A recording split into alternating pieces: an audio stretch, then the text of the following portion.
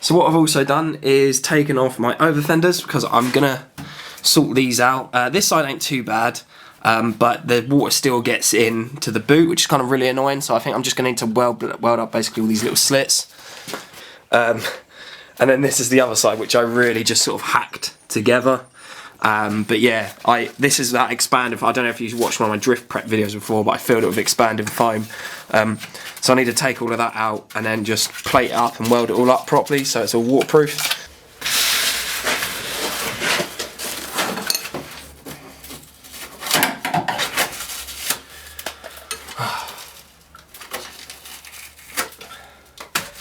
Do you ever do something on your car and then 2 years later you wonder why you ever did it and why it's such a hack job?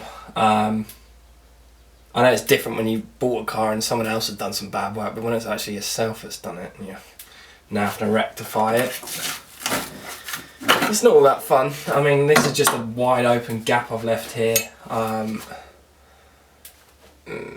This is not good, but yeah, I've bare metalled loads of it, and now I'm just getting all this expanding foam and putting it and going from there.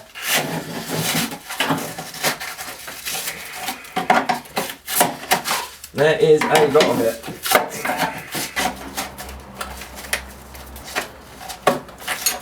Well, here we have it, sports fans. This is all of the expanding foam that came out of it.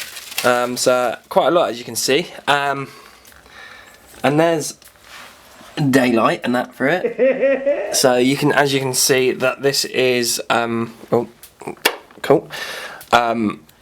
Why the back of my car was getting so wet, because there was pretty much, I mean, I've bent this out a little bit, but there was pretty much this kind of gap here with water when it was wet just going straight up into there. And then yeah, coming out through here, and it was just soaking everything. And then when it would get full up in there, it would then leak into the back. And yeah, hopefully that's it all. I was going to say that's it all sorted. I haven't even started welding yet. I'm going to try and work out what I'm going to do in regards to patching it up, really, because it was a little bit different to what I thought once I've got all the thing out. So I might have to put a few little plates in there, bend some stuff. It don't need to look pretty, basically, because the overfend's going on anyway, so it just needs to be waterproof. Right, so I've had a bit of a grindy, flappy wheel down, beat it about like a ginger stepchild, and I've roughly got a shape, and I think I've got the idea of what I want to do. So what I'm thinking, right, is I'm just gonna cut little bits of metal, well, not little bits, thin bits, but kind of longish, weld them sort of on this side of the arch, and then just sort of tap them into place, and then just weld them up. Like I said, it doesn't need to be pretty or anything, no one's going to see it, so I'm going to do that, and then probably bash a load of seam sealer over it as well. Not loads, but enough, just to protect it. And just bodge it together, really, see how it goes, you know. Like I said before, I'm not like a professional welder or thingy. I'm all pretty much self-tool like this. When I'd done this arch was when I actually first got hold of a welder and had a go, so it is... no wonder it's not very good and it keeps falling off. Hopefully I'm a little bit better now. But yeah, let's see what I can come up with.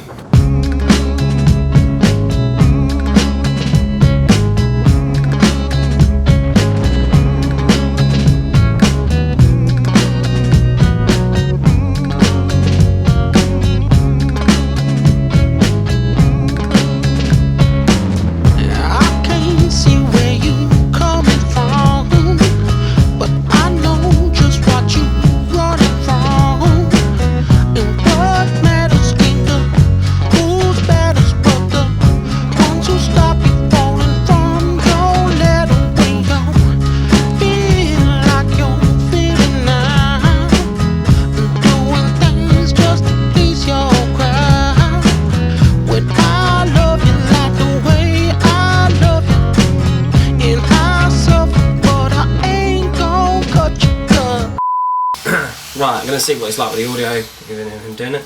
So, yeah, done this now, I guess. So I spent a day doing it. It's kind of been a bit of a pain in the arse, really, because my welder ran out of gas. I was then using a flux core, but my little wheel that feeds the wire through kept slipping with that in, so I then just put some, put that 0.6 stuff back in. and just went, well, it's not really structured or anything, I'm only really doing it to waterproof the car. So I've been using that. And basically I was tacking all the insides. I've done it in little sections of sheet metal, tacking the insides of it, then hitting it around with a hammer, just a claw hammer. I don't have any like actual panel beating tools. And then yeah, just kept sort of spot welding it along. I've done it all the way, grounded it back. Now I'm just going to run a load of seam sealer over it, I guess. Oh, I did also, there's a few little holes everywhere because I've been spraying this wax oil stuff inside of it to hopefully help rust proof it a bit. Yeah.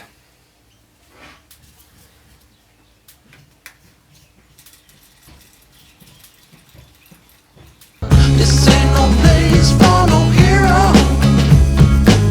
This ain't no place for no better man. This ain't no place for no hero to call home. This ain't no place for no hero. This ain't no place for no. Go, right, so that's done now. I'm going to leave it like this, it's just drying off, and then later on at some point I'll actually go over with the like the actual black understeel stuff, and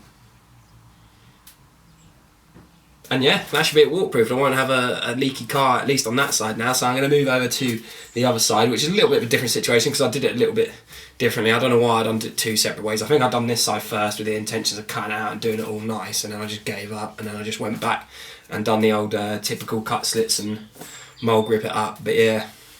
Okay, welcome to the other side. So yeah, like I said just a second ago, I've cut slits in it and just bent it around. I don't want to be overly complicated with it or anything, so basically what I think I'm going to do is just bend these all back down straight, clean them up, cut the ends off of some of them, and then just spot weld it in place, and then just go back over it again with a seam sealer.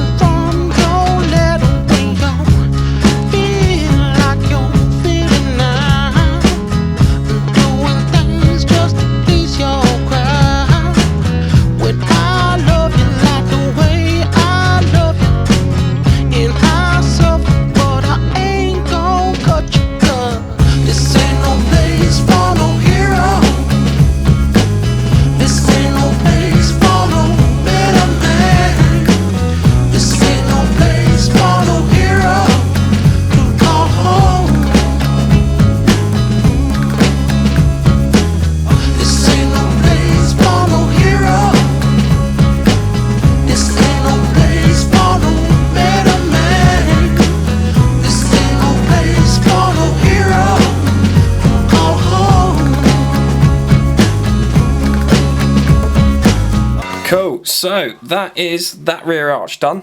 Well, that's all the rear arches done. Yeah, welded it up, now I've just put the seam sealer over it, and then at some point it'll get painted. So yeah, I've just about had enough for today anyway, so I'm going to be going in, and that's it.